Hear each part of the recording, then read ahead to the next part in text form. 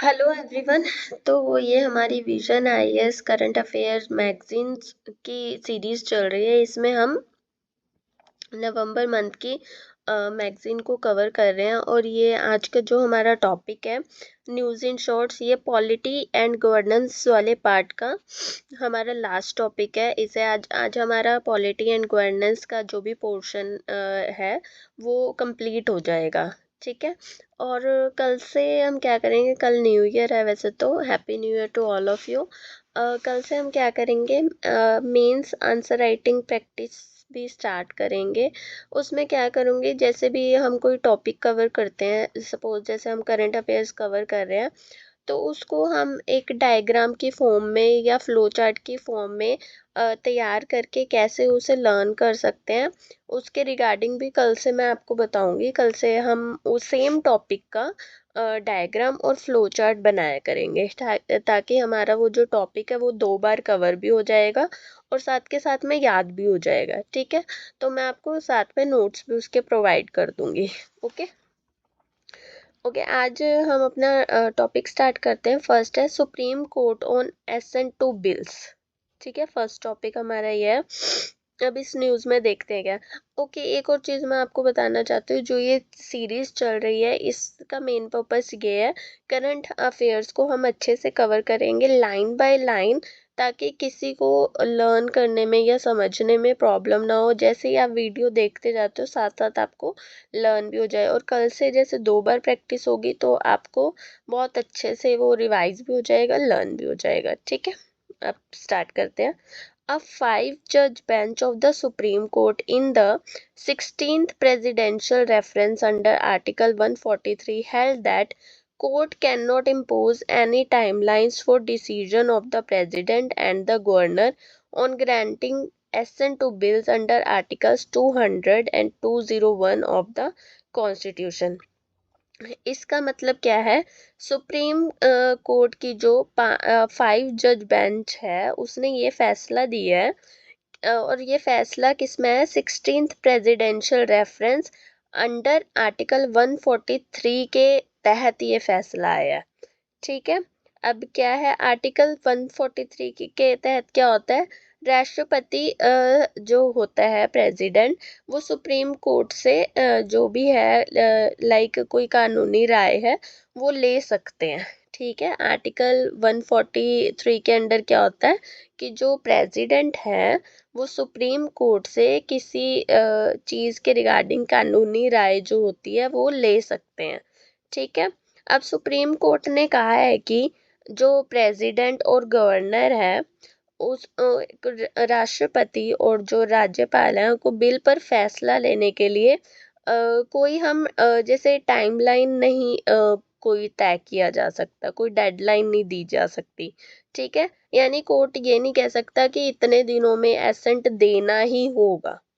ठीक है। अब इसमें क्या है, अ 5-judge bench of supreme court in 16th presidential reference under 143 held that court cannot impose, court ये इम्पोज नहीं कर सकता प्रेसिडेंट और गवर्नर के ऊपर कि आपको हम ये टाइमलाइन दे रहे हैं, आपको इस टाइमलाइन के अंडर अंडर हमें इस किसी बिल के रिगार्डिंग एसेंट देना ही होगा। ठीक है, इसका मतलब ये है। Previously, in April 2025, the Supreme Court prescribed specific time limits for the Governor and President to act on bills under Article 200 and 201। पहले जो अप्रैल 2025 में कोर्ट ने प्रेसिडेंट और गवर्नर के लिए जो है टाइमलाइन समय सीमा जो थी वो तय की थी, लेकिन अब इस फैसले में कोर्ट ने अपनी जजमेंट को ना चेंज कर दिया है। ठीक है। अब now article 143 allows the president to seek the opinion of Supreme Court on significant legal और factual questions। अब आर्टिकल 143 क्या है, प्रेसिडेंट को ये अधिकार देता है कि किसी भी सिग्निफिकेंट महत्वपूर्ण लीगल और फैक्चुअल क्वेश्चंस पर सुप्रीम कोर्ट से जो है वो राय मांग सकते हैं। प्रेसिडेंट जो है वो सुप्रीम कोर्ट से राय मांग सकते हैं। ठीक है।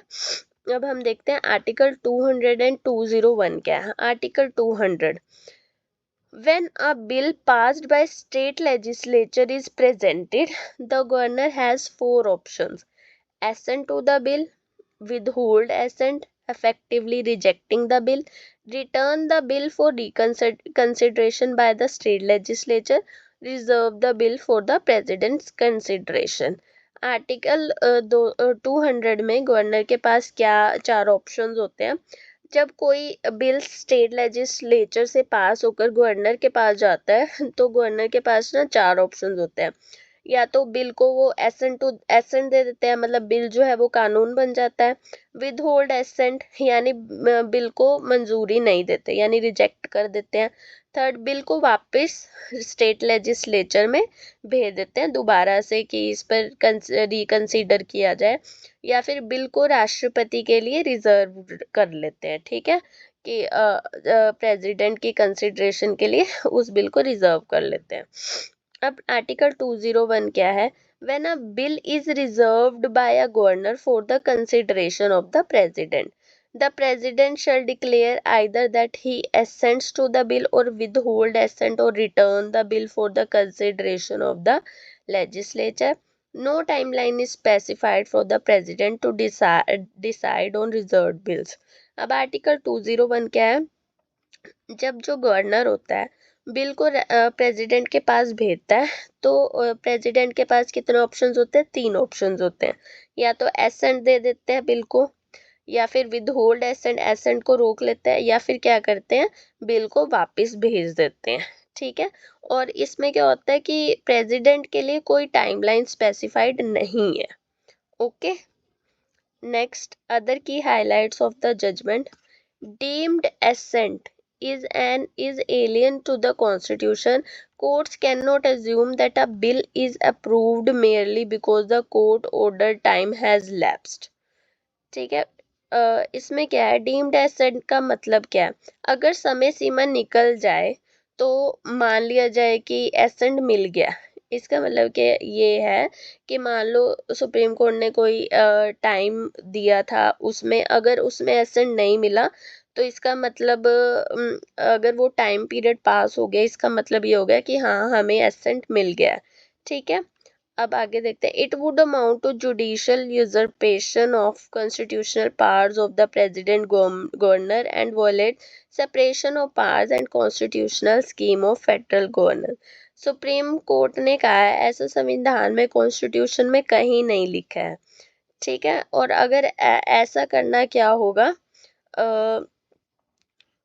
Judicial usurpation of constitutional powers, मतलब इससे बेसिकली क्या होगा, जो हमारा ये चलता है सेपरेशन ऑफ पावर्स होता है और कॉन्स्टिट्यूशन का जो प्रोसीजर है, बेसिकली ये होगा उसका उल्लंघन करना, कि आप जो हमें कॉन्स्टिट्यूशन ने पावर दी है उसका हम उल्लंघन कर रहे हैं। ठीक है, next, governors president can not sit on bills indefinitely as it violates federalism, legislatures will and constitutional morality.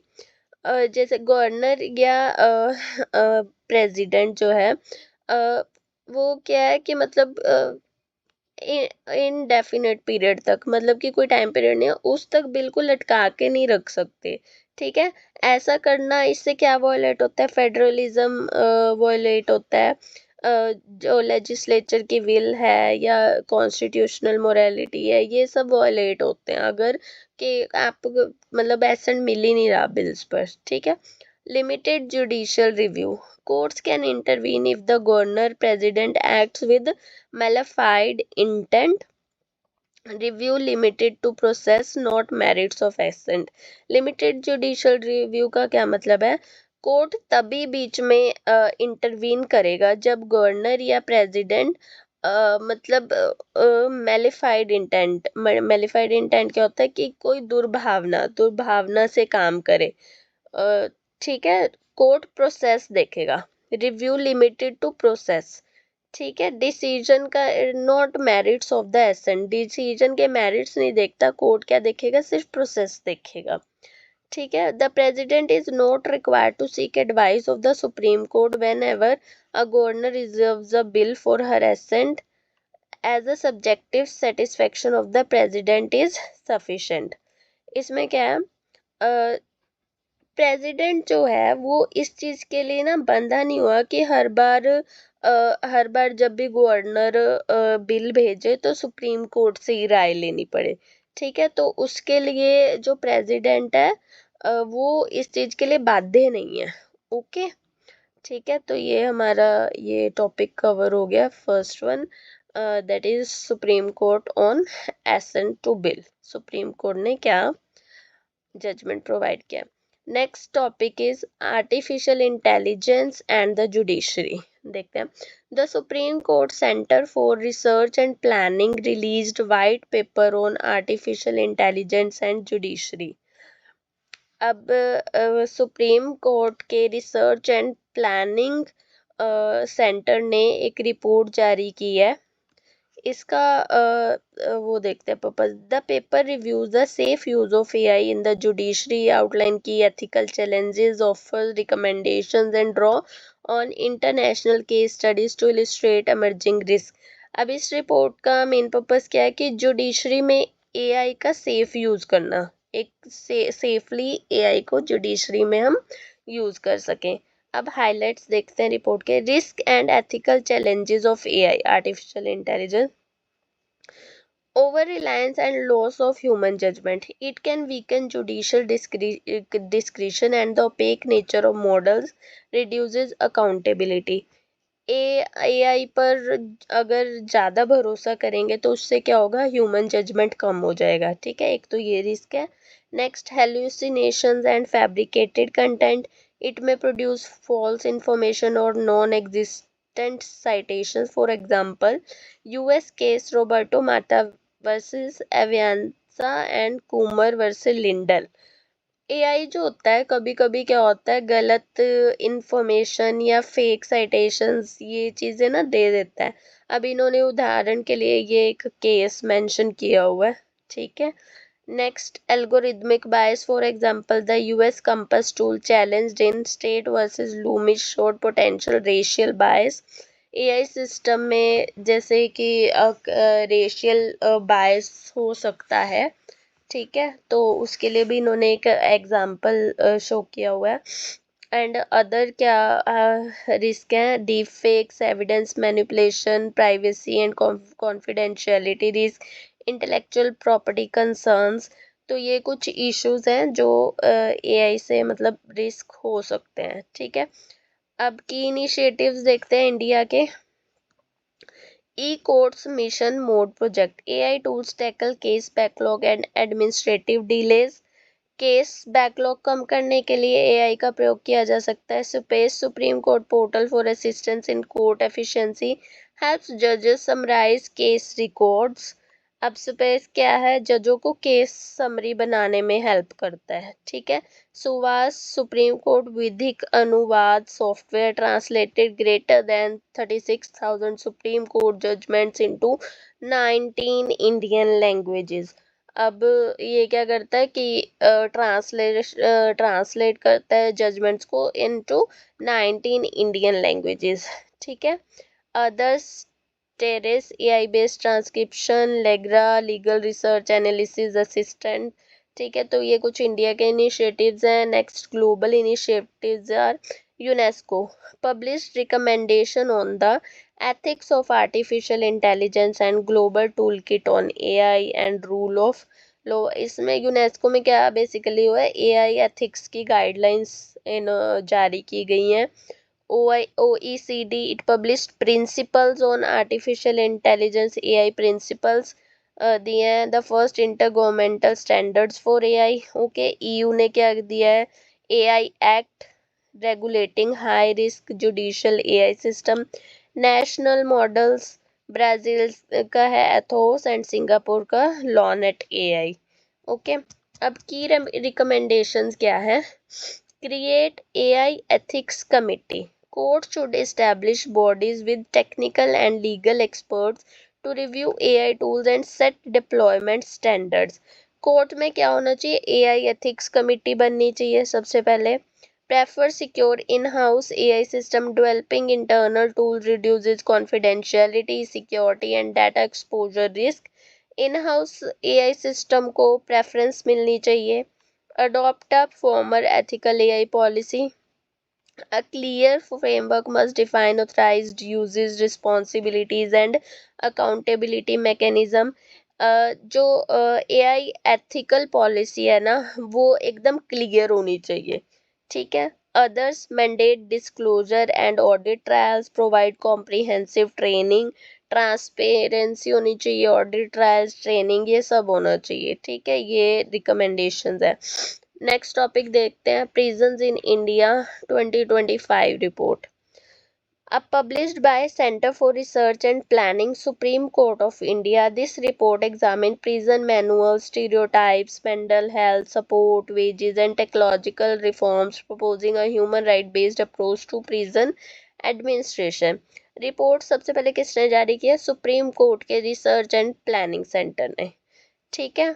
अब बेसिकली हम इश्यूज देखते हैं कि इंडियन प्रिजन में इश्यूज क्या है. गवर्नेंस, ठीक है. There is diversity in prison governance as prison falls in the legislative and administrative domain of the states under list 2 schedule 7 of the constitution.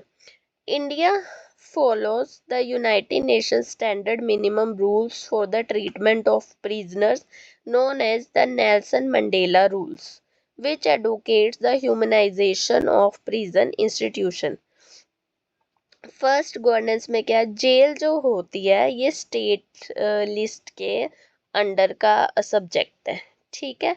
और भारत कौन से रूल्स को फॉलो करता है? नेल्सन मंडेला रूल्स को, ठीक है. ये दो चीज़ें इंपॉर्टेंट है. शेड्यूल 7 स्टेट सब्जेक्ट है under list 2. Next, overcrowding. Prisons have an occupancy rate of 131.4% and 3 out of every 4 prisoners are under trials. ठीक है. Open prison remain underutilised with an occupancy rate of 74%. जेलों में इतनी जगह नहीं है, उससे ज़्यादा कैदी हैं, ठीक है. 131% से ज़्यादा कैदी हैं, लेकिन जेल में इतना स्पेस नहीं है, ऑक्यूपेंसी रेट है ये, ठीक है. और 3 में से जो 4 कैदी है वो अंडर ट्रायल्स है. नेक्स्ट देखते हैं stereotypes. Many prison manuals refer to prison work related to conservancy and sanitation as manual or work of degrading character, which perpetuates a hierarchical view of labor. Jail manual में जो होता है कि जो कैदी जो काम करते हैं, जो प्रिजनर्स हैं, उनके काम को घटिया एक तरह से, मतलब वर्क ऑफ डिग्रेडिंग कैरेक्टर, मतलब अच्छा नहीं बताया गया, ठीक है. तो ये स्टीरियोटाइप सेट है कि जेल मैनुअल में ऐसा रेफर किया हुआ है. Many prison manuals refer to prison work related to, जो ये कंजर्वेंसी सैनिटेशन क्या है, उसे मीनियल या वर्क ऑफ डिग्रेडिंग कैरेक्टर बताया गया, ठीक है.